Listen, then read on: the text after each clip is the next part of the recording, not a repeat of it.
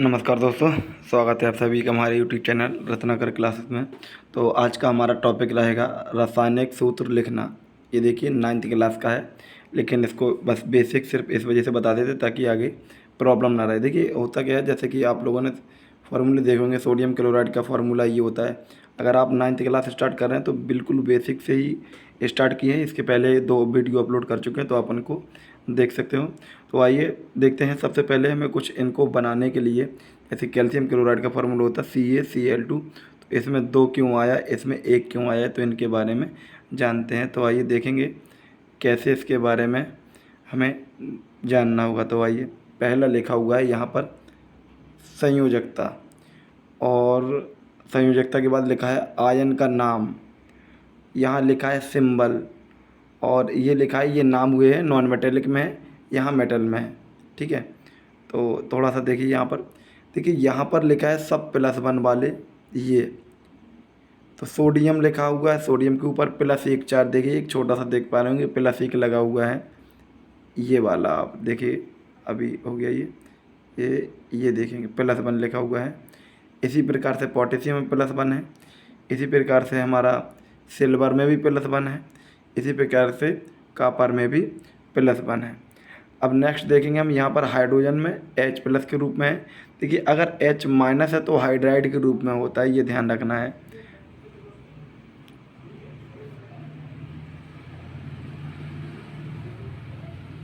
अगर H- के रूप में है तो हाइड्राइड के रूप में है। और ये इम्पोर्टेंट है आपका फ्लोराइड। F का नाम वैसे फ्लोरीन होता है, लेकिन जब ये किसी के साथ जुड़ा होगा तो इसका नाम फ्लोराइड में आएगा। तो ये आपको बहुत ध्यान, फ्लोरीन लिखा हुआ है यहाँ पर, सॉरी, ये यहाँ पर देखेंगे फ्लोरीन है फ्लोराइड के रूप में। फ्लोरीन के बाद है आपका क्लोरीन। ये क्लोरीन की जगह क्लोराइड लिखा हुआ, क्योंकि जब किसी के साथ में ये जुड़ जाएगा तो नाम इसका क्लोराइड आएगा। जिस तरीके से फ्लोराइड है ऐसे ही क्लोराइड, इसी तरीके से ब्रोमाइड है, अगर Br है तो ब्रोमाइड आएगा, और अगर आयोडीन है तो आयोडाइड आएगा। ये नाम ये थे सिर्फ +1 के लिए। देखिए ये लिखा हुआ है, इस साइड आप देखेंगे +1 है इस साइड, और इस साइड भी है, लेकिन इसको छोड़ के सारे के पास -1 है, आप देख पा रहे होंगे। तो आइए अब हम +2 और -2 की तरफ चलते हैं। तो आप देखिए यहाँ पर लिखा है +2 और -2 के, ये देखेंगे यहाँ पे ये लिखा हुआ है। मैग्नीशियम के ऊपर +2 है, आप देखेंगे कैल्शियम के ऊपर +2 है, जिंक के ऊपर +2 है, और Fe के ऊपर +2। देखिए अगर Fe के ऊपर +2 है तो उसको पढ़ते हैं फेरस।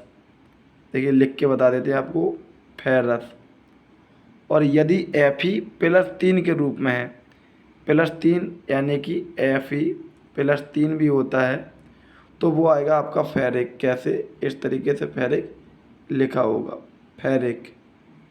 चलिए नेक्स्ट देखेंगे हम।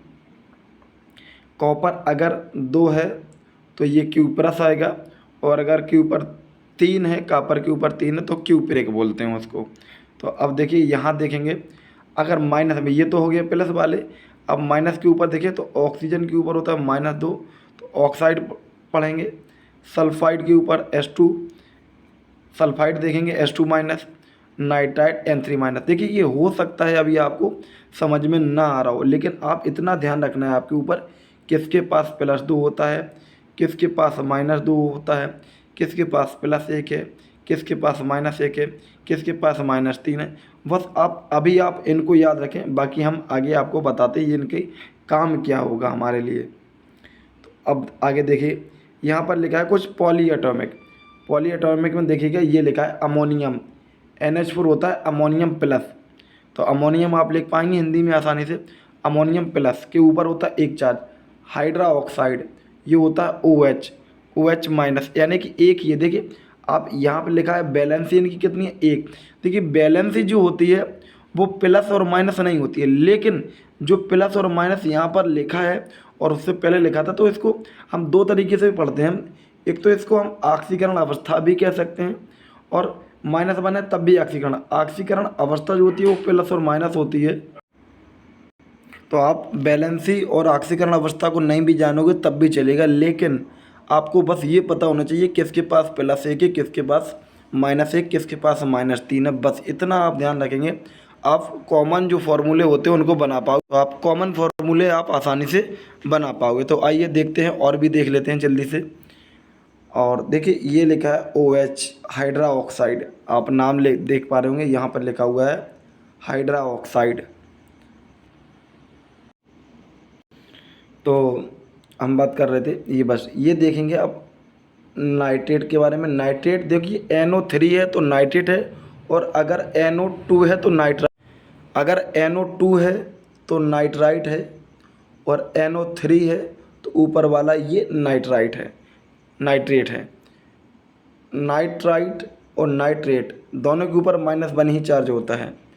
ये देखिए हाइड्रोजन कार्बोनेट, इसको बाई कार्बोनेट भी बोलते हैं। ये देखिए कार्बोनेट के ऊपर होता है -2, तो ये देखिए यहाँ पर 2 लिखा है, और ये इनके ऊपर कैसा है -2। तो ये -1 वाले तो यहाँ 1 लिखा था, -2 वाले तो 2 ही लिखा है यहाँ पे। नेक्स्ट देखें फॉस्फेट के ऊपर होता है 3, सल्फेट के ऊपर होता है 2। देखिए सल्फेट और सल्फाइड दोनों एक से हैं, ये सल्फाइड SO3 ये सल्फाइड, और SO4 है सल्फेट 2- दोनों के ऊपर -ही।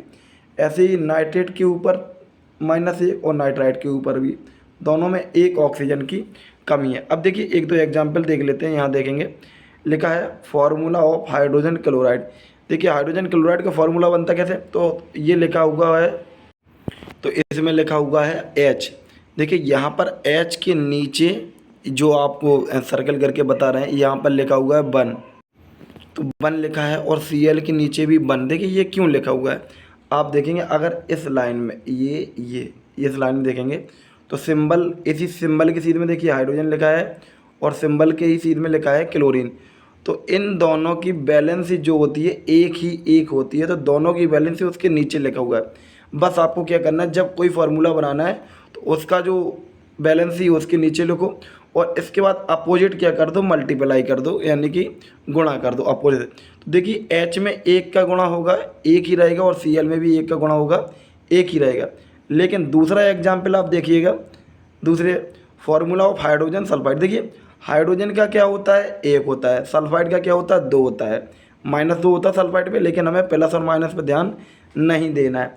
तो देखिएगा आगे, तो H और देखिए ये अपोजिट मल्टीप्लाई करेंगे तो H में गुणा कितने का होगा, 2 का, और S में कितने का होगा, 1 का। तो बनेगा फार्मूला H2S, क्योंकि H में 2 का मल्टीप्लाई हुआ, ये ध्यान रखना।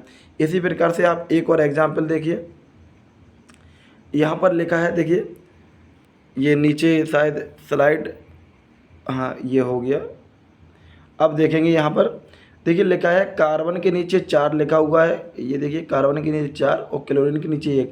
कार्बन के नीचे 4 क्यों लिखा है, क्योंकि कार्बन के पास जो होती है बैलेंस 4 होती है, और क्लोरीन कितनी, 1 है। तो इसका अपोजिट मल्टीप्लाई करेंगे तो बन जाएगा आपका CCl। बाकी के एग्जाम्पल हम नेक्स्ट वीडियो में देखेंगे। ओके, वीडियो देखने के लिए धन्यवाद।